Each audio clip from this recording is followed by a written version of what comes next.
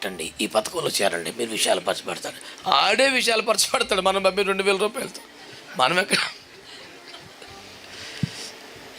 కానుక అన్నది ఒక కృతజ్ఞతలోంచి రావాల్సిందండి. ఒక స్కీమ్ పెడితే ఎట్ట నా బీబీ పెరిగిపోద్ది.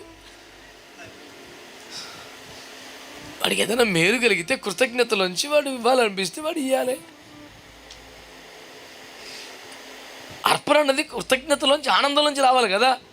నీకు చెయ్యి అప్పులా నొప్పులా తిప్పలా అయితే 1000 రూపాయలు కట్టినా ఇప్పుడు అప్పుల్లో చేస్తే.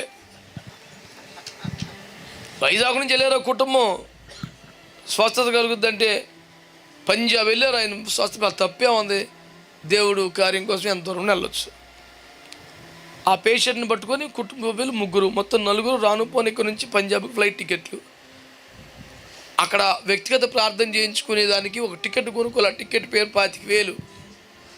అక్కడ హోటల్లో 2 రోజులు ఉండండి. అప్పుడే అచ్చచ్చ ఇంకొక కిలోమీటర్ ఉంది, అప్పుడు గెలిచిపోయారు మీరు. ఇక్కడ ఫ్లైట్ టికెట్లు రానుపోను 4 మనుషులకి, అక్కడ హోటలు, ఈవిడ పేషెంటు, కారు బుక్ చేసుకోవాలా. ఆ లైన్లో కనీసం ఒక 2-3 వేల మంది ఉన్నారంట. అలాగ కుర్చీలో కూర్చోబెట్టి, దాని పేరేంటి, వీల్ చైర్, అందులో కూర్చోబెట్టి ఒకడు సాగిలిపడి, ఒకడు కింద పడి, ఒకడికి వడ్లో పడుకొని అట్టు తోసుకుంటూ ఆడికి వెళ్ళారు. దైవజనుడు ఒక మాట చాలు కార్యం జరిగితే కానీ. ఆయన కూడా ఏమన్నాడంట, ఇట్లా టచ్ చేసి ఠీకో జాయిగా చలో అన్నాడు. వచ్చారు అంటే తగ్గిపోద్దులు వెళ్ళిపోమన్నాడు. దైవజనుడి మాట దేవుడి కార్యం జరిగితే అంతసేపు ఆ మాట చాలు, ఆ స్పర్శ చాలు. కానీ మరి దేవుని చిత్తం ఏంటో మరి ఏం జరిగిందో కానీ తగ్గల. ఇక్కడికి వచ్చాక ఈ బాధలు పెరిగిపోవటం కాకుండా ఈ ట్రిప్ వల్ల అయినట్టు 1 లక్ష రూపాయలు అప్పుడు మీద పడిపోయింది. మన సిటీ బ్రాంచ్కే వచ్చారు వాళ్ళు. నాకు పెద్ద పెద్ద వరాలు ఏమి లేవమ్మా, విశ్వాసంతో ప్రార్థన చేస్తాను, దేవుని చిత్తం దేవుడు బాగు చేస్తాడు అంటే వాళ్ళు అన్నారు. చాలే వరాలు ఉన్న దగ్గరికి వెళ్ళి మొత్తం అప్పైపోయి చెప్పారు వాళ్ళు. వాళ్ళు చెప్తే తెలుసు, నాకేం తెలుసు.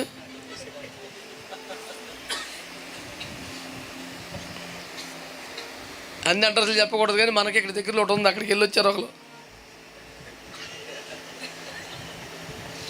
సరిగ్గా నిద్ర పడతలేదని ప్రార్థన చేయించుకుంటూ వెళ్ళారండి. అక్కడికి వెళ్ళొచ్చారు, నిద్ర పడుతుంది కానీ పెద్ద పెద్ద గోర్లు వేసుకుని అది పెగ నొక్కేస్తుందంట. తుల్లిపళ్ళు వేసిపోయి కేకలేసి చేస్తుంటే అక్కడికి ఎందుకు వెళ్ళి ఎవరు ఇంట్లో అందరూ పట్టుకుని కొట్టారంట. మంచి రాత్రి కాదు తుల్లి పడిపోయి లేచిపోయి పెద్ద పెద్ద గోర్లు కనపడుతున్నాయి అంట, మీదకి వచ్చేస్తుందంట.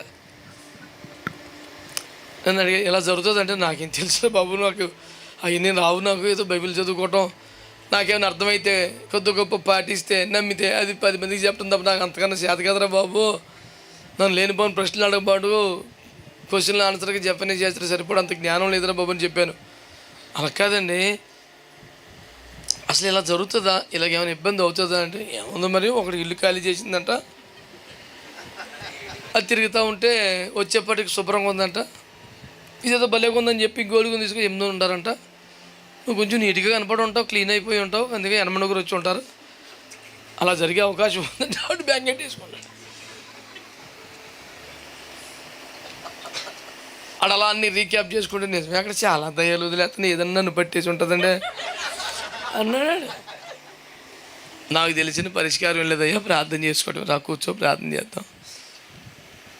మనకు గొప్ప గొప్ప శక్తి సామర్థ్యాల వరాలు ఏమి లేవు, ఆయన కాలు బట్టుకు ఎడుత్తం అయితే వచ్చు అని 4 కలిసి ప్రార్థనలో కూర్చున్నాం. దేవుడు ఆ బిడ్డకి విడుదల ఇచ్చాడు, శుభ్రం అవుతున్నాడు. ఇందు మూలముగా తేలుచున్న ఫలితార్థం ఏమనగా చెప్పు మరి, అది కూడా నేను చెప్తానేటి.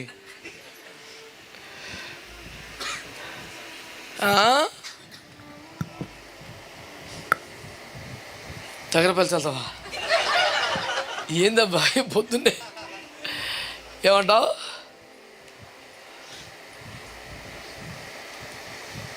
నాతో చెప్పించాలంటారు, నేను చెప్పను.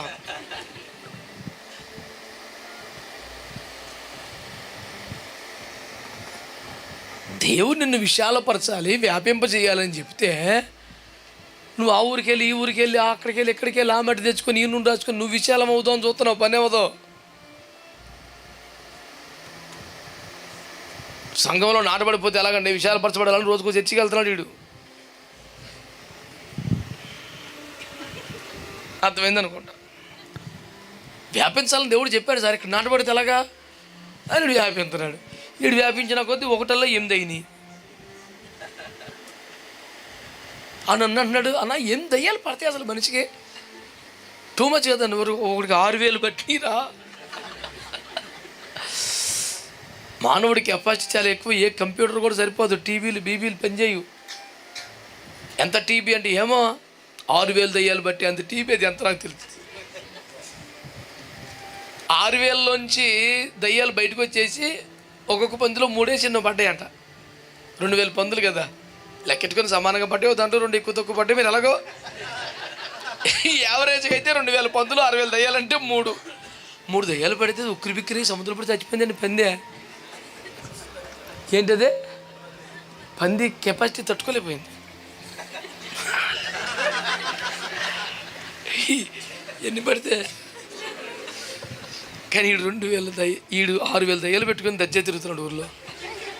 పందికంటే అంత కెపాసిటీ ఎక్కువ అనుకున్న పడితే 3 దయ్యాలు పడితే ఉక్కురు బిక్కిరి చచ్చిపోయిందండి. దాని మెంటలో చేసి ఏంటి,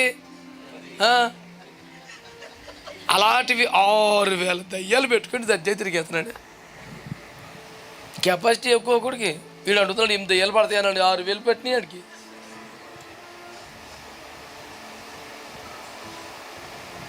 మరి ఏంటి పరిష్కారం? అటు తిరగబాకు, నీ దండం పెడతా.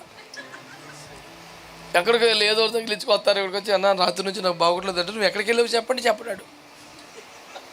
ఎక్కడికి వెళ్తాడు, ఏదో చూస్తాడు, ఏదో తాగుతాడు, ఏదో తింటాడు, ఏదో వేసుకుంటాడు, మొత్తానికి ఏదో ఎవరితో నెత్తి మీద చేయి పెట్టుకు చూస్తాడు. ఆడు ఎవడో అసలు పరిశుద్ధుడైనా, ప్రార్థన పరుడైనా, భక్తిగా ఉంటాడా, కొన్ని కుదురుకుంటాడా, ఆడికి ఏమైనా రహస్య పేపర్, ఆడికి ఏం తెలియదు. ఆడు అలా పడదోసుకుంటూ వచ్చేస్తాడు. జనం ఇంటి దగ్గరికి వచ్చాడు, ఈయన కూడా తోసిచ్చాడు.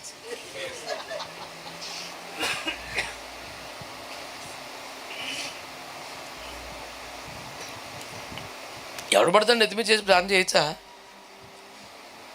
బాబు, ఫిలిప్పు ద్వారా బాప్టిజం పొందిన బిడ్డల కోసం పేతురు, యోహానులు పంపించారు సార్. కొంచెం వాళ్ళు ప్రార్థన చేసి అంటారు బాబుని, ఏం అర్థమవుతలేదు. ఉత్తి రొట్టు మొక్కలు ఇచ్చి పంచి పెడతా కదా బాబు, రే కూర్చో చూప రైట్ రా, కొంచెం పంచిపెట్టి అనొచ్చు కదా. 15,000 మందిని పంక్తులు తిరిగి కూర్చోబెట్టి 12 మందికి ఏరే పంచిపెట్టడం జాగ్రత్తగా అన్నాడు. ఇంతమందికైనా లేట్ అవుతుంది ప్రభు, కొంచెం యవనస్తులు, కొంచెం పరిచారకులు పంచిపెట్టవా నువ్వు. పరిచర్లు అందరూ చేసి తెలగ సార్, కొంచెం సమర్పించుకోవటం, పిలవబట్టడం, కొంచెం జాగ్రత్త బతకటం, కొంచెం ప్రార్థన చేసుకోవటమో, బలిపెట్టిన దగ్గర బతకటమో ఉన్నాయిగా. మాట్లాడరా, మీరు ఎందుకు సైలెంట్గా ఉన్నారు? ఇంకా మరి ఎవరు పెడితే బొమ్మ చేపెట్టి చేసుకోండి ఇంకెళ్ళి. వాళ్ళన్ను మరి భార్య మరి నేను చేసి చెప్తున్నాను. కొంచెం ప్రశాంతంగా కుదురుగా బతకండిరా బాబు. వీళ్ళన్నీ తగిలించుకొని వస్తారు మా పేనానికి. మేము ఆదివారం వచ్చిన తర్వాత ఆరాధన చేద్దామంటే దయ్యాలు ఊగితే ఆరాధన ఆడ చేస్తాం. ఈ నాడు ఎక్కడికి వెళ్ళి తగిలించుకొచ్చారు. ముందు అవి వదిలించి కానీ కూటం లేదు. ప్రతి వారం శుద్ధీకరణ సరిపోయా. ఇంకా అలంకరణ ఎక్కడా, సిద్ధపాటు ఎక్కడా?